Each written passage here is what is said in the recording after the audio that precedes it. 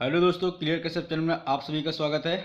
आज मैं आप लोगों के लिए करंट अफेयर लेकर आया हूं और जो भी आज करंट अफेयर जो मैं 15 क्वेश्चन कराऊंगा दोस्तों, वो सभी आपके एग्जाम पॉइंट ऑफ व्यू से बहुत ज़्यादा इंपॉर्टेंट हैं। इसलिए आप लोगों को जो भी मैं पढ़ाऊंगा वो नोट डाउन करना है दोस्तों। पहला क्या है दोस्तों, पहली न्यूज़ क्या आई है कि जो India maintain 43rd rank on IMD world computer index. दोस्तों ये जो इंडेक्स जारी की जाती हैं, ये प्रत्येक साल जारी की जाती है दोस्तों। और इसमें जो IMD के द्वारा एक किया गया है, जो बनाई गई है लिस्ट, उसमें क्या इंडिया को 43rd रैंक दिया गया है। अब इसमें जो 43rd रैंक जो है वो IMD मतलब कि जो इंस्टीट्यूट फॉर मैनेजमेंट डेवलपमेंट इसको जारी करता है। किसको? इस रैंक को। ठीक है दोस्तों, जिसमें दोस्तों इंडिया ने क्या किया है, इसमें क्या देखा जाता है, ये जो वर्ल्ड कॉम्पिटिटिव इंडेक्स है, इसमें ये ये देखा जाता है कि कौन सा देश जो है प्रतिस्पर्धा में आगे है दोस्तों। तो इसमें ऐसी इनोवेशन किस देश में सबसे ज़्यादा है, सस्टेनेबिलिटी किस में है, तो इस तरीके से इसमें ये देखा जाता है दोस्तों। अब इसका अगर आपको मैं बता दूं कि जो IMD है, ये IMD जो इंस्टीट्यूट फॉर मैनेजमेंट डेवलपमेंट है, ये कहाँ पर स्थित है, तो ये स्थित है कहाँ पर? स्विट्जरलैंड में। कहाँ पर है? स्विट्जरलैंड में। और आप न्यूज़ भी देख रहे हैं कि टॉप पर कौन आया है? स्विट्जरलैंड आया है। ठीक है दोस्तों, और ये जो इसका जो मेन ऑफिस है वो स्विट्जरलैंड में है, और इसकी एक जो ब्रांच है वो कहाँ पर है? सिंगापुर में। अब मैं आपको न्यूज़ देख के आपको पता चल जाएगा कि क्या मामला है। और ये जो सिंगापुर है, मैं आपको दिखा दूँ इधर। सिंगापुर देखो, ये सिंगापुर किस में है? 5th में है ना, सिंगापुर 5th में। और और स्विट्जरलैंड पहले पर है। तो ये है यहाँ पर इसकी सेकंड ब्रांच है, और ये इसका मेन ऑफिस है। कहाँ पर? स्विट्जरलैंड में। स्विट्जरलैंड में एक स्थान है लुसाने, लुसाने में इसका हेडक्वार्टर है। ठीक दोस्तों, अब यही बात रही ना कि अंडा बाटे रेवड़ी और चीन चीन के दे। तो वही है कि इंडिया को कितनी रैंक दी गई है? 43 रैंक दी गई। कितनी दी गई है? 43 रैंक दी गई है। और उसमें भी कितने देशों में? तो इसके 64 देश मेंबर हैं। तो 64 देश में से इंडिया को जो रैंक दी गई है वो 43 रैंक दी गई है। ये IMD ने अपना वो ले रखा है, यही लोग जारी करते हैं लिस्ट। तो ये लिस्ट जारी कर दी, लेकिन इसको आपको ये जानना होगा कि टोटल 64 नेशन जो है वो इसके मेंबर है, और ये स्विट्जरलैंड के लुसाने में इसका हेडक्वार्टर है। ठीक है दोस्तों, इंडिया ने कौन सी रैंक की है, ये एग्जाम में आता है। तो ये तो फर्स्ट आएगा स्विट्जरलैंड, और दूसरा कि इंडिया ने कौन सी की है, तो फिर 43rd रैंक की है दोस्तों। तो ये आप लोगों के लिए इंपॉर्टेंट था, इसलिए मैंने इस क्वेश्चन को करा दिया। नेक्स्ट रैंक से ही रिलेटेड है, उसमें दिया गया है कि ग्लोबल पीस इंडेक्स 2021 में जो मोस्ट रैंक की है, the world most and least peaceful country ranked, किसने किया है, इसके बारे में हम लोग जानकारी की है। और इसमें यह भी पता करना है कि इंडिया ने कौन सी रैंक पाई है। तो पहले मैं तो इंडिया की बात करूंगा। तो इंडिया ने जो रैंक पाई है वो 135 पाई है। कौन सी पाई है? 135 रैंक पाई है। और उसमें भी कितनी कंट्री? 163 कंट्री में 135 रैंक पाई है। किसने? इंडिया ने। ठीक है दोस्तों, अब इसमें भी मैं आपको एक हैरान भरी खबर सुनाऊंगा। उसमें क्या है कि दोस्तों, अगर मैं देखूं कि टॉप 10 को देख लो आप, टॉप 10 में कौन है? आइसलैंड। जहां पर ये समझ लो कि अगर जैसे मान लो जैसे एक डिस्ट्रिक्ट मान लो जालौन डिस्ट्रिक्ट है, यूपी में जालौन डिस्ट्रिक्ट है, और जालौन डिस्ट्रिक्ट में भी लोग ज़्यादा रहते हैं इसकी अपेक्षा। ठीक है ना, बहुत ज़्यादा कह दिया मैंने। जालौन डिस्ट्रिक्ट छोड़ो, अलवर ले लो, कोई छोटी सी भी डिस्ट्रिक्ट ले लो, अब उसको कंपैरिजन कर लो इंडिया से। ठीक है ना, अब जैसे लोग बाग जब इस न्यूज़ को सुनते हैं कि इंडिया में बहुत शांति है, भाई शांति है ही नहीं है, तो इस चीज़ को लोग तो घबरा जाते हैं ना कि इंडिया की 135 रैंक है, किसमें? 163 देशों में। ओ तेरी, ये नहीं समझते कि कंपैरिजन किससे किया जा रहा है। जिसके इंडिया में ना एक स्टेट का एक डिस्ट्रिक्ट भी अगर ले ले तो वो भी पॉपुलेशन कम पड़ जाएगी। आइसलैंड, न्यूजीलैंड, डेनमार्क, अंटार्कटिका और ले लेते, इसको आर्कटिक ले लेते, यही बचा था पुर्तगाल, ये छोटी सी बचकानी सी कंट्री।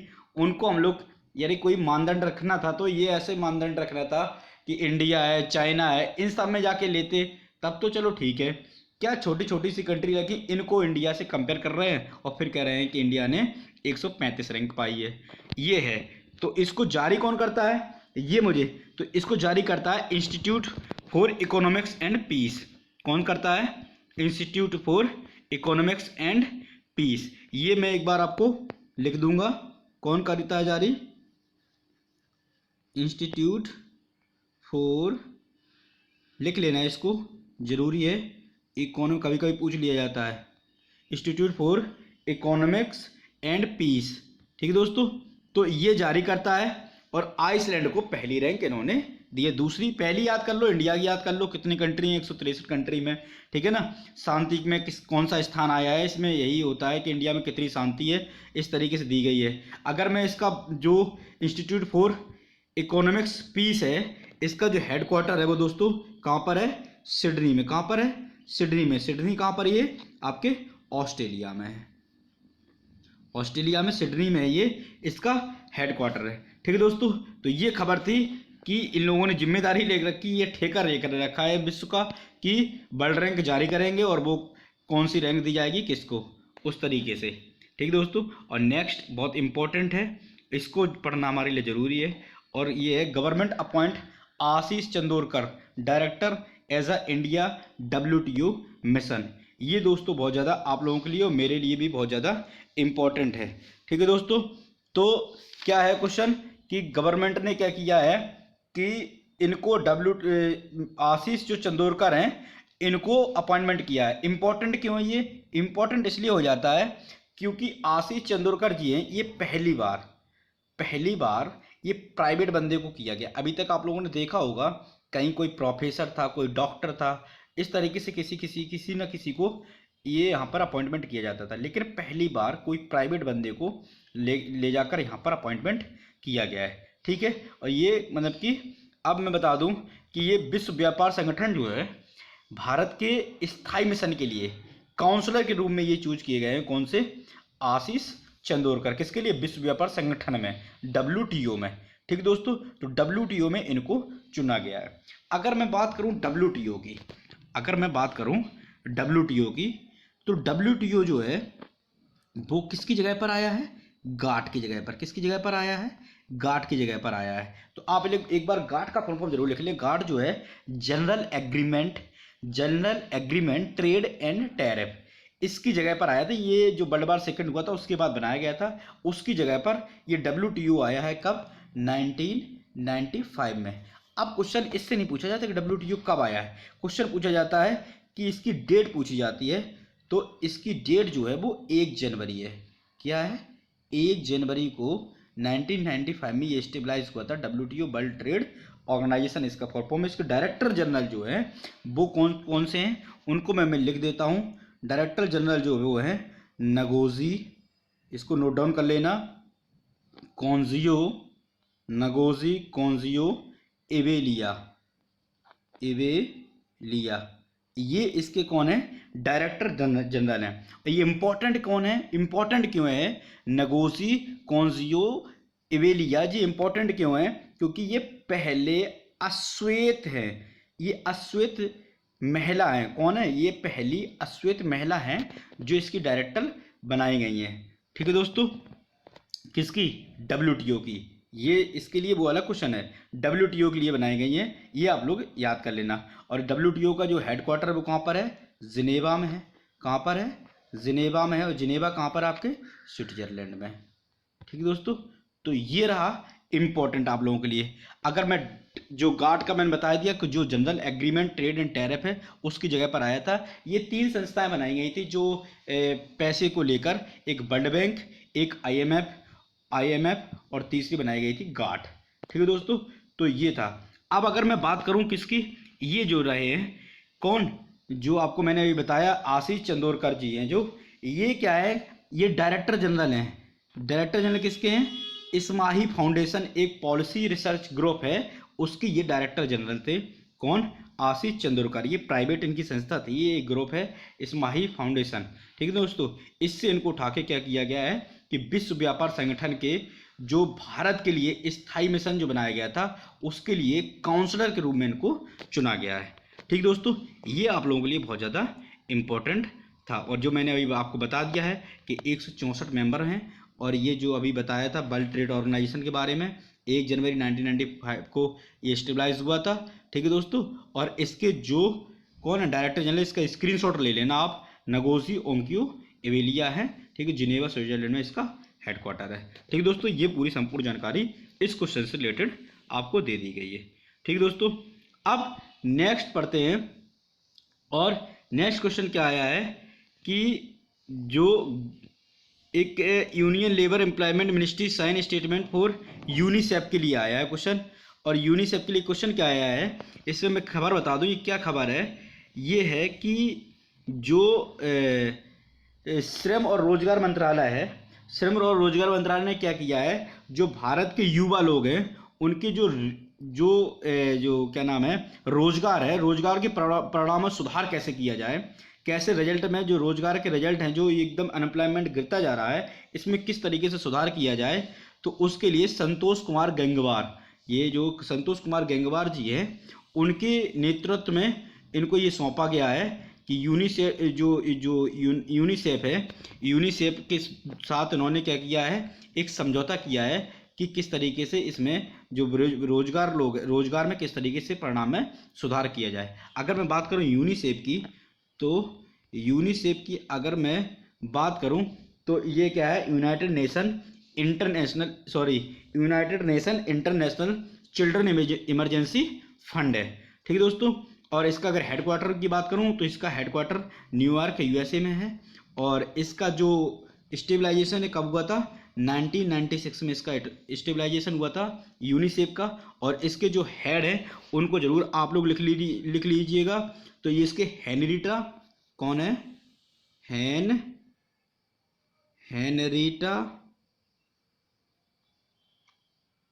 ई होगा यहाँ पर, हेनरीटा, ठीक है ना, H4A, ठीक है ना, ये इसके कौन है, हेड हैं। ठीक है दोस्तों, तो इसके बारे में आप लोगों को बता दिया है। और ये जो है बहुत ज़्यादा इम्पोर्टेंट भी है आप लोगों के लिए, इसलिए इसको नोट डाउन कर लेना। ठीक है दोस्तों, ये पूरी खबर रही है जो मैंने आपको बताई थी। ठीक है ना, जो जनगणना हुई थी उसके बाद कुछ इस तरीके से रोजगार पर उसके बारे में निकाला गया। और अब आप लोगों के लिए बहुत ज़्यादा इंपॉर्टेंट खबर आ गई है, ये आप लोग जरूर सुनिएगा ध्यान से। ये क्या किया है, Indian origin justice become first person of colour to be mention nominated to supreme court of Canada. मतलब क्या है कि भारतीय मूल के एक न्यायाधीश हैं, जो इनकी फैमिली भारत में रहती थी लेकिन ये मूव कर गई थी कहाँ पर, केन्या में। और ये बर्थ कहाँ पर, इनकी बर्थ कहाँ पर हुई थी, ये पैदा हुए थे कहाँ पर, केन्या में। और केन्या से ये मूव कर गए थे कनाडा के लिए। और कनाडा में ये जो है, इनका नाम है महमूद जमाल। क्या नाम है इनका, महमूद जमाल, जो कनाडा में न्यायाधीश के रूप में चुने गए हैं। कौन, जो महमूद जमाल हैं। ठीक है दोस्तों, और ये इंपॉर्टेंट क्यों है, क्योंकि ये पहले अश्वेत न्यायमूर्ति चुने गए हैं, पहले अश्वेत न्यायमूर्ति चुने गए, इसलिए इंपॉर्टेंट है। और ये जगह किसकी लेंगे, तो ये मैं बता देता हूं आपको। ये जो जगह लेंगे वो लेंगे रसौली, जो जगह लेंगे रसैली, ठीक दोस्तों, नाम अजीब होते हैं, और सिल्वरम, रसौली, सिल्वरम, अबेला, इनकी ये जगह लेंगे। ये भी एक पहली अश्वेत महिला थी, ये भी एक पहली अश्वेत महिला थी। और जो अब अश्वेत है ना, तो अश्वेत को बोला क्या जाता है, अब अश्वेत नहीं बोला जाता है, इनको बोला जाता है मैन ऑफ कलर। क्या बोला जाता है, मैन ऑफ कलर बोला जाता है। ठीक दोस्तों, तो ये एक रिफ्यूजी महिला थी। कौन थी, एक रिफ्यूजी महिला थी, उनको चुना गया था। और उनकी अब जगह लेंगे महमूद जमाल जी, उनकी जगह लेंगे। ठीक है दोस्तों, ये कनाडा में भारतीय मूल के हैं, इसलिए आप लोगों के लिए भी इंपॉर्टेंट है, इसलिए मैंने इसको लेकर आया। और प्रधानमंत्री जस्टिन ट्रूडो ने इनको क्या किया है, चुना है महमूद जमाल को कनाडा के सर्वोच्च न्यायालय के लिए। ठीक है दोस्तों, नेक्स्ट क्वेश्चन बहुत ज़्यादा इंपॉर्टेंट ये भी बन जाता है। और ये क्यों इंपॉर्टेंट है, इसको लिख लिए, क्योंकि ये कहा गया ReNew Power CMD Sumant Sinha recognised as the SDG pioneer of UNGS. ठीक है ना, United Nation Global Compact, United Nation Global Compact क्या है, इसके बारे में बता दूं कि स्वच्छ और सस्ती ऊर्जा तक पहुंच, क्या, स्वच्छ और सस्ती ऊर्जा तक पहुंच जो बनाने के लिए, ये लिखिए ना, क्लीन और अफोर्डेबल एनर्जी के लिए, ठीक है, बढ़ाने के लिए सुमंत सिन्हा ने को 2021 का, किसका, 2021 के लिए अवार्डेड किया गया है। और ये हैं कहाँ से, तो रिन्यू पावर के सीएमडी हैं। कौन? सुमंत सिन्हा जी। किसके लिए किया गया है? तो स्वच्छ और सस्ती ऊर्जा तक पहुंच आगे बढ़ाने के लिए अपने काम के लिए इनको क्या किया गया है कि 2021 का 21 में इनको पहला स्थान मिला है। किसके लिए? स्वच्छ और सस्ती ऊर्जा तक पहुंच बनाने के लिए। ठीक दोस्तों, इसके लिए इनको चुना गया है। किसको? सुमंत सिन्हा को। ये हैं कहाँ? कौन? रिन्यू पावर के सीएमडी है। ठीक है दोस्तों, ये भी आप लोगों के लिए इंपॉर्टेंट था। डॉक्टर सुमंत सिन्हा, चेयरमैन और managing director of renew power limited, जो मैं आपको बता चुका हूँ।